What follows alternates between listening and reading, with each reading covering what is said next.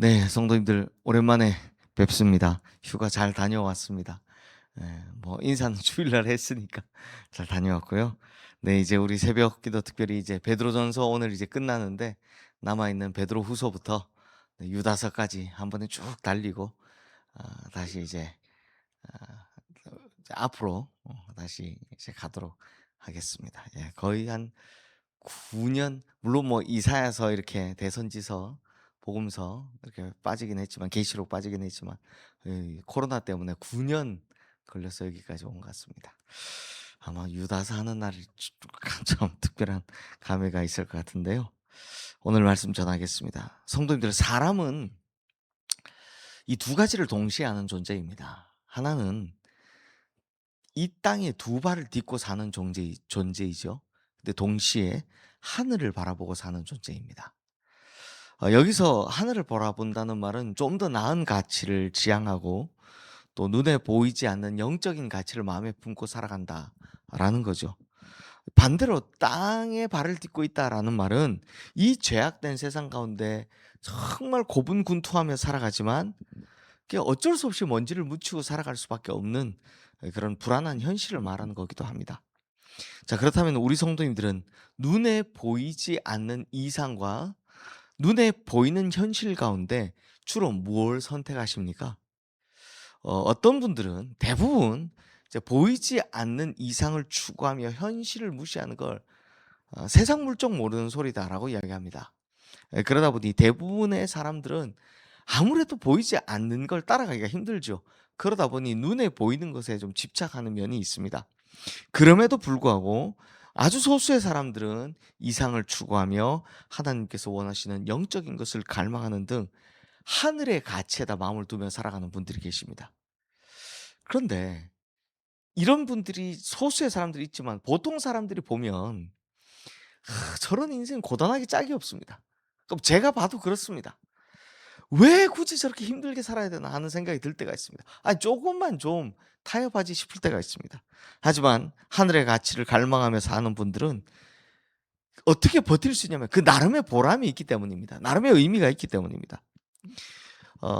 특별히 이제 하나님께서 지으실 크고 영원한 집이 내 것이다라고 생각하기 때문에 '이 땅에서의 시간을 쏜살같이 흐르는 거다. 금방 끝날 거다.'라고 생각하기 때문입니다. 교회도 같은 맥락에서 생각하면 똑같습니다. 이 땅에 뿌리를 받고 있는 동시에 하나님 나라를 추구하며 살아가는 그런 공동체가 교회인 거죠. 그래서 오늘 본문에서 베드로 사도는 이런 교회의 정체성을 성도들에게 일깨우면서 성도들이 어떤 자세와 어떤 마음을 가지고 살아가야 될지를 가르쳐 주고 있는데요. 우리 13절 말씀 함께 읽겠습니다. 택하심을 함께 받은 바벨론에 있는 교회가 너에게 문안하고 내 아들 마가도 그리하느니라. 자, 여기에 보면 교회를 뭐라고 규정합니까? 바벨론에 있는 교회라고 규정을 합니다. 자, 성도님들, 바벨론이 어떤 곳입니까? 이때는 이미 존재하지도 않는 나라입니다. 그렇죠? 그런데 우리가 쭉 배워왔듯이 바벨론, 바로 남유다를 멸망시킨 나라입니다. 그러니까 유대인들에게 바빌론 하면 무시무시한 곳입니다. 기원전 586년. 그러니까 뭐 이 글을 쓰기 거의 600년 전에 바벨론 왕 느부갓네살이 유다를 쳐들어와서 예루살렘 성을 불태우고 유다 백성들을 포로로 잡아갔던 일이 있죠. 이 글을 쓰기 약 600년 전에. 그런데 이미 바벨론은 없습니다. 그런데 세월이 흘러서 베드로가 목회하고 있던 시절에 이 유대인 성도들이 로마를 바벨론이라고 생각했던 겁니다. 로마가 그 옛날 바벨론처럼 교회와 성도들을 핍박했기 때문입니다. 그러므로 교회가 바벨론에 있다라고 베드로가 표현한 것은 이게 교회가 정말 어려움 안에 뿌리 내릴 수밖에 없는 현실을 말하고 있다라는 거죠. 비록 로마라는 틀 안에서 교회가 뿌리를 내리고 있지만 그럼에도 성도들은 바벨론이 아니라 저 주님의 나라, 그 영적인 가치를 추구하며 살아야 한다라고 말하는 겁니다. 자, 그렇다면 바벨론에 있는 교회가 직면한 문제가 뭐겠습니까? 당시에 이 로마는요, 특히 이 베드로전서를 쓸 때는요, 황제 숭배가 슬슬슬 이제 막 기지개를 펼 때입니다. 황제 숭배를 강요당하고 있을 때입니다. 그런데 참 신기한 게 로마 황제를 숭배하면 로마 시민으로 살아가는데 그렇게 어렵지 않습니다. 그렇게 힘들지 않습니다. 근데 이 로마 황제에게 무릎 꿇지 않으면, 즉 로마 황제를 숭배하지 않으면 우리 흔히 말하는 길드라는 곳에 들어가서 장사를 할 수 없습니다. 왜냐하면 우상 숭배 그 제사를 해야만 자기가 팔 수 있는 물건을 받을 수 있기 때문입니다. 근데 그걸 들어갈 수가 없으니까 못 받겠죠. 대신 세금은 왕창 내야 됩니다. 왜? 로마 시민이 아니기 때문에. 거기다가 자녀를 학교에 보낼 수도 없습니다. 그러니까 일반적인 사회생활하는 걸 불가능한 겁니다. 어떻게 하면? 내가 로마 황제를 숭배하지 않으면. 요게 나중에 역사에 보면 요거를 유대교를 믿는 유대인들은, 그러니까 우리 크리스찬 말고 유대인들은 돈으로 해결을 합니다. 그러니까 돈을 벌어다 최대한 많은 세금을 내면서 우리가 다른 건 다 충성하겠다. 대신 황제 앞에 절하는 것만 하지 말게 해달라. 대신 우리가 황제의 충성을 돈으로 보여주겠다. 요렇게 해결을 합니다. 근데 성도님들, 로마 황제 입장에서는 돈 주는 게 좋겠습니까? 그냥 자기 앞에 절하는 게 좋겠습니까? 돈 주는 게 누가 그러니까 유대인들은 안 괴롭힌 겁니다. 안 괴롭힌 겁니다. 그런데 크리스찬들은 전혀 그렇지 않았던 거죠. 그냥 로마 황제를 하나님을 대적하는 적이라 생각하니 무조건 싫어했던 겁니다. 그래서 엄청난 핍박을 받은 겁니다. 이게 바벨론에 살고 있는, 즉 로마에 살고 있는 성도들의 고민이었다는 거죠. 그러니 이제 바벨론, 즉 로마에 있는 교회가 어떻게 살아남아야 하는지, 또 성도는 어떤 삶을 살아야 하는지 베드로가 알려주는 겁니다. 자, 우선 제일 먼저 해야 될 게 뭐냐? 이 어려운 세상에 살아가려면 성도들끼리 하나가 되어야 된다라고 이야기하는데요. 먼저 장로들에게 부탁을 합니다. 우리 2절 3절 말씀 함께 읽겠습니다. 너희 중에 있는 하나님의 양무리를 치되 억지로 하지 말고 하나님의 뜻을 따라 자원함으로 하며 더러운 이득을 위하여 하지 말고 기꺼이 하며 맡은 자들에게 주장하는 자세를 하지 말고 양무리의 본이 되라. 자, 여기서 말하는 장로는 직책상 장로, 물론 뭐 그게 포함이 됩니다만 교회 어른들을 이야기합니다. 대부분의 우리 성도님, 지금 여기 계신 우리 성도님들 같은 교회 어른들을 말합니다. 근데 이런 분들에게 뭐라고 말합니까? 세 가지의 동사를 쓰죠. 기꺼이 하라, 양무리의 본이 되라, 더러운 이득을 위하여 하지 마라. 즉 요즘 말로 하면 꼰대 같은 어른이 되지 말라라고 하는 겁니다. 어른들은 교회 젊은이들이 혹은 막 신앙을 가지기 시작한 사람들에게 본이 되라는 이야기입니다. 그래서 그들을 성심껏 섬겨주고 그들에게 입이 아닌 삶으로 본을 보여주라라고 말하는 거죠. 성도들은 당시 로마 사회에서 살기도 어려운데 만약에 교회에 왔는데 교회 어른이라는 분들이 막 성도들 앞에서 본이 되지는 못하고 오히려 그들이 보는 데서 시험에 들게 만든다면 어떻게 하겠습니까? 교회의 마음을 붙일 수 있겠습니까? 어떻게 믿음 생활을 정상적으로 할 수 있겠습니까? 그러니까 먼저 믿은 자들, 장로의 직분을 받은 자들, 교회의 어른들이 양무리의 본을 보이고 말과 행실이 동일한 모습을 보여줘서 그래야만 이 믿음이 약한 자들을 품을 수 있다. 교회가 단단해질 수 있다라는 걸 이야기합니다. 그럼 이번엔 반대로 이런 장로들을 경험하는 젊은이들을 위해서 부탁합니다. 우리 5절 말씀 함께 읽겠습니다. 젊은 자들아, 이와 같이 장로들에게 순종하고 다 서로 겸손으로 허리를 동이라. 하나님은 교만한 자를 대적하시되 겸손한 자들에게는 은혜를 주시느니라.